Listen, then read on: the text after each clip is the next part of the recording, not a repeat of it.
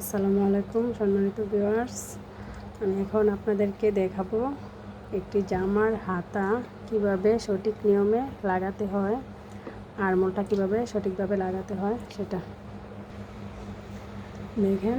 এই কামিজটা আমরা এভাবে জয়েন দিয়ে নিয়েছি, বডির মাপ অনুযায়ী এখানে জয়েন দিয়ে নিয়েছি। এখন যখন আপনারা হাতাটা সেলাই করবেন তখন এইভাবে আগে মাপ দিয়ে নেবেন, তারপর এইভাবে সেলাই করবেন, তখন আর আপনাদের হাতাটা লাগাতে সমস্যা হবে না।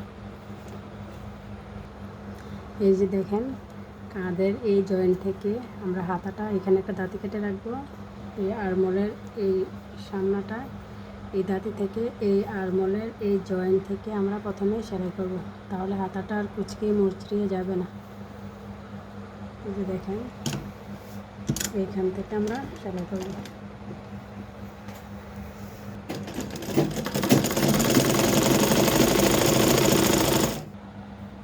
এবার দেখেন, আমরা কিছুটা সেলানোর পরে তারপর এই যে জামার এই জয়েন্টটাতে এভাবে মোচড়া দিয়ে এইভাবে করবো। আর এই যে হাতার জয়েন্টটা আমরা এইভাবে সোজা করে ধরে এটাও একটু এভাবে মরিয়ে নিব।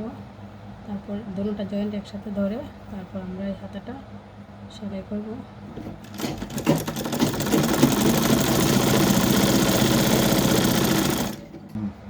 তারপরে এই জয়েন্টটাতে এসে আমরা সুইটাকে একটু আটকে নেব, তারপর এইভাবে আবার সোজা করে ধরবো।